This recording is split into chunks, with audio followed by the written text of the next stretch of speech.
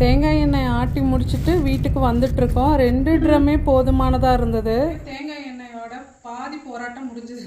அதாவது தேங்காய் உடச்சி காய வச்சு கட் பண்ணி எல்லாம் பண்ணி இன்னைக்கு போய் சக்ஸஸ்ஃபுல்லாக இதுக்காக ஒரு 20 கிலோமீட்டர் போயிருப்பாங்க முடிச்சா. 20 கிலோமீட்டருக்கு மேலேயே இருக்கும்.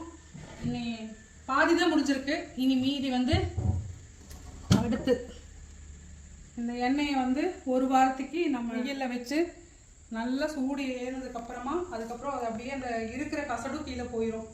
அதுக்கப்புறம் நம்ம யூஸ் பண்ண வேண்டியது தான். பாதி போராட்டம் முடிஞ்சது. ஆள் வச்சு போடுற பச்சை முத்தின காய் தான். அதில் ஆட்டுற எண்ணெய் பார்த்திங்கன்னா சீக்கிரமே உறைஞ்சும் போயிடும். அது சீக்கிரம் யூஸ் பண்ணி முடிச்சிடணும். இந்த மாதிரி நெத்துக்காய் வரக்காயிலிருந்து பண்ணுற எண்ணெய் இது போன வருஷத்து எண்ணெய்ங்க. கொஞ்சம் கூட வாசமே வரல.